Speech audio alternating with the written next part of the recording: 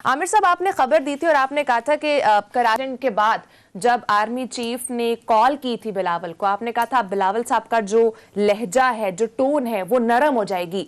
दूसरी तरफ कोयटा जलसे में मौलाना फजल रहमान ने बिलावल को तकरीर करने से रोक रहे थे, ये खबरें भी सामने आ रही हैं।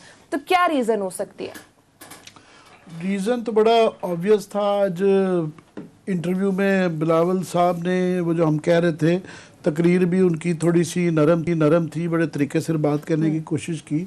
और आज उन्होंने इंटरव्यू में ये कहा है कि मुझे तकलीफ़ होती है जब नवाज शरीफ साहब आला शख्सियात के मतलब और इमरान खान साहब भी के मतलब नहीं, उनको तो वो तो वगैरह वगैरह में आते हैं ना। अच्छा। नवाज शरीफ के मतलब ये कहना कि आला शख्सियात के मतलब जब बात करते हैं तो गलत करते हैं या मुझे तकलीफ़ होती है, कुछ इस तरह का उन्होंने कहा है। तो वो नरम रवैया तो आ रहा है। तो वो ऑब्वियस था कि ज़ाहिर है इन दोनों में से जिसको भी पहले मौका मिलेगा डील मारने का वो डील मार लेगा। यही इनका 30 साल का तसलसल रहा है और ये नोइंगली गए हैं। इन दोनों को पता है कि ये पहली दफ़ा भी हो रहा है और आइंदा भी होगा, मगर वो चारा कोई नहीं है। डेस्परेशन है, बहुत ज़्यादा डेस्परेशन है दोनों की। नून लीग की ज़्यादा है।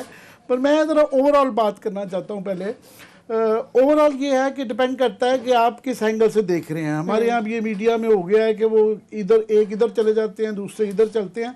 हम कोशिश करते हैं कि दोनों तस्वीर के रुख दिखाएं। तो वो एक मुख्तारे वाली है गलबदगी वर्जन है। वो गलबद तो गई है इस तरह कि बहरहाल कोयटा के अंदर जिस तरह की बातें की गई हैं, बड़ा हसास इलाका था और इन सब को जो कि सब ये बातें बड़े अरसे से इस तरह की कहना तो चाहते थे, मगर वो लोग जो आउट हो गए हैं जैसे कि चकजई साहब, मेंगल साहब तो हैं और डॉक्टर मालिक साहब, उनको प्राइम टाइम के अंदर वो बातें जो कि वो घर में भी डरते डरते करते थे देख के कि यार फ़ोन तो बंद करके बात करेंगे, उन्होंने openly publicly prime time TV पे दिखाई गई वो कह दी। ठीक है। और बहुत ख़तरनाक बातें की। तो बकौल जिस तरह ख्वाजा आसिफ साहब ने आज असम्बली में कहा है कि जी ये सारी बात जो है ना गल लपेटी जा रही है। ये इनको नहीं पता इमरान खान वगैरह को कि इनका भी काम लग गया है कि और ये सारी जो है ना ये सारी शतरंज जो है ना ये लपेटी जा रही है। ये उन्होंने ख्वाजा आसिफ साहब ने अब कहा है। हालांकि उनको पता है कि जब लपेटी जाएगी तो उनका हमारा सबका ही नुकसान है। लपेटने के मतलब जो है ना बात करते वक्त भी डर लगता है। तो अब उसमें देखें ना सबसे ज़्यादा तो नवाज शरीफ साहब, तो वो तो उनका जो है जायदादें भी सड़ गई हैं, उनका सियासत भी सड़ गई है। तो वो चाहते हैं कि लाहौर, इस्लामाबाद, पिंडी भी सड़ जाए, मस्जिद टारे, मंदिर टारे, सब टारे जो कुछ टहदा। वो तो ये कर रहे हैं कि जो कुछ टहदा टा दे, तो वो तो छोड़ ही नहीं रहे ना। तो उन्होंने वो तसलसल जो था आर्मी की आला क़यादत का उन्होंने पकड़ लिया है। उन्होंने आसिम बाजवा पकड़ लिया है, वो उसको रगेदी जा रहे हैं और वो देख रहे हैं कि मैं सख्त से सख्त क्या ऐसी चीज़ें ढूंढ के लाऊं जिससे कि इनको धचका लगे और इनको तकलीफ पहुंचे और ये उससे घुटने पे आए। वो ये उनका बेसिक मकसद है। उसके बाद मरियम बीबी भी जाहिर है अब्बा जी को अपने फॉलो कर रही हैं, थोड़ा सा पीछे हैं, मगर वो भी उस तरह की सख्त बातें करती हैं। और उन्होंने जाके बलूचिस्तान में जो है डिसअपेरेंसेस की बात की, जो कि गुमशुदा की, उसके ऊपर ये बड़ा हमारे लिए नहीं है, एक गलत भी चीज़ वहाँ पे होती है, मगर वो हसास इदारों के लिए ये बड़ा हसास मामला होता है। तो वो भी उन्होंने खुल के बात की। साथ में उन्होंने आसिम बाजवा दोबारा वो उसके बगैर तो कोई तकरीर आजकल होती नहीं है कि जी आसिम बाजवा साहब को CPEC से भी फारिग करें। तो उन्होंने भी वो रेड लाइन सारी क्रॉस की। बिलावल साहब ने क्योंकि डेड लाइन नहीं क्रॉस कर ली तो उन्होंने येलो लाइन के ऊपर एक तरीका ढूंढ लिया कि उन्होंने कहा जी इनको पाकिस्तान आर्मी की डिफेंस में आ गए कि इनको टाइगर फोर्स नहीं बनाने देंगे, हम लीडरशिप को टाइगर फोर्स नहीं बनाने देंगे, ISI को टाइगर फोर्स नहीं बनाएंगे। तो उन्होंने में इस्तियारे में आके बड़ी समझ से बात कह भी दी और नहीं भी, दोनों साइड्स को खुश कर दिया, दरमियानी रास्ता। बाकी जो है अख्तर मेंगल साहब ने उनसे यही उम्मीद थी कि वो ये कहते रहते हैं कि जनाब ये फेडरेशन का सूबे का जो इस तरह का मामला है अगर ऐसे ही रहा तो नहीं चलेगा। उनको बड़ी ग्रीवेंसेस हैं और काफ़ी सारी जायज़ भी हैं। उसके बाद जो है चकजई साहब, ज़ाहिर है वो टोटी, वो भी नवाज शरीफ की तरह डेस्परेट है और आउट है। उन्होंने ये कह दिया कि जनाब हम बाढ़ जो है ना, आपके पास ये सारे निकाल के रखे हुए हैं, आपने बाद में एक एक बात करें, मैं मुख्तसरन तक बिल्ड कर रहा हूँ, अपनी एनालिसिस बिल्ड करने की कोशिश कर रहा हूँ। तो जैसे साहब ने कहा जी वो बाढ़ गिरा देंगे कि जी अफगानिस्तान के उसके दरमियान में ये बिल्कुल नहीं होना चाहिए, वो भी अपने दोबारा पाकिस्तानियत से अफगानिस्तानियत पे वो जो है ना अपनी वो दोबारा आ गए हैं। और वो जो एक शख्स हैं जिनका नाम अवैस नूरानी साहब है, जो आज तक कभी बेचारा काउंसिल का इलेक्शन भी नहीं जीता, उसको आज तक कभी किसी ने सीरियसली लिया, तो उसने यही तरीका निकाला कि मैं इन सब से आगे कैसे जा सकता हूँ, तो उसने आज़ाद बलोचिस्तान का नारा लगा दिया, जो कि बलोचिस्तान वाले खुद भी नहीं लगाते, जो एक्सट्रीमिस्ट है वो भी नहीं लगाते। तो उनका पास यही था अपने आप को ना मनवाने का कि जी मैं भी कोई आदमी हूँ, जो है ना वो करवाने का। तो बात ये है कि वो ये जो है ना पाकिस्तान की सियासत जो पहले होती थी ना, पीपल्स पार्टी वर्सेस नवाज शरीफ, फिर अभी बन गई थी कि जनाब ये पीपल्स पार्टी नवाज लीग वर्सेस इमरान खान।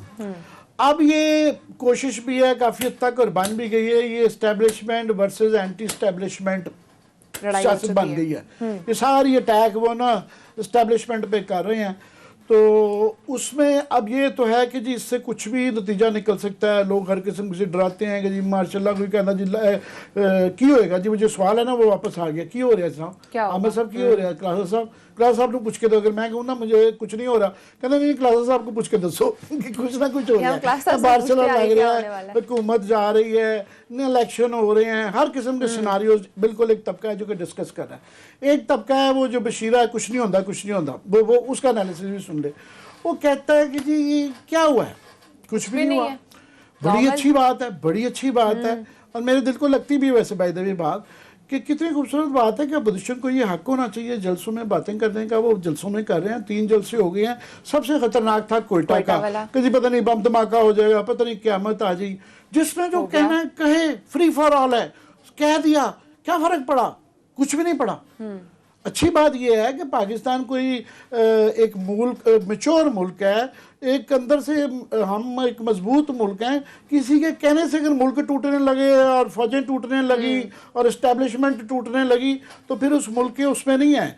याद रहे कि इंडिया के अंदर कोई 1 दर्जन जो है ना सेपरेटिस्ट मूवमेंट हैं, कभी जाके तमिलनाडु से सुन लें या कलकत्ता में सुन लें, उन्होंने बांग्लादेश के साथ उन्होंने कहा गवर्नमेंट ने किया होगा, इंडिया की गवर्नमेंट ने, हमने उनके साथ ये एग्रीमेंट नहीं होने देना, कई साल नहीं होने दिया बॉर्डर का एग्रीमेंट। उस तरह ही बाकी अब मैं नागालैंड मिजोरम की बातें नहीं कर रहा, जो है वहाँ पे ये होती रहती है, मगर उससे इंडिया की सिस्टम को खतरा नहीं पड़ता है, इंडिया की जमहूरियत खतरे में नहीं आती है, इंडिया खतरे में नहीं पड़ता।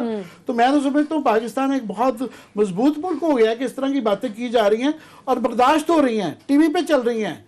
और आइंदा से थोड़ा सा शुक्र है जिसको भी ये अक्ल आ रही है कि कहने दो यार, कहने दो, क्या फर्क पड़ता है, ये सेफ्टी वॉल्व है, निकल रहा है। मैं तो समझता हूँ वो इसलिए भी है कि इसके अंदर इनके अंदर जो अपने तजादात हैं, ये कोई नजरियाती मामला नहीं है का जो है, ज्यादातर जो है इनके अंदर नवाज शरीफ साहब जो हैं, तो ये नवाज शरीफ साहब कह रहे हैं, ये भुट्टो साहब नहीं ये इसको लीड कर रहे, या खुदा ना खास्ता वो जो मुजीबुर रहमान साहब, उनके ऊपर करप्शन के इल्ज़ाम नहीं थे, इन्होंने मनी ट्रेलें देनी हैं, इनके ऊपर बड़े सवालात हैं, ठीक है। उस तरह मरियम बिलावल साहब का भी है कि वो गवर्नमेंट नहीं सिंध की छोड़ना चाह रहे हैं, और वो एक दरमियान में से देखें हल्की सी बातचीत तो नरम रवैया भी कर लिया।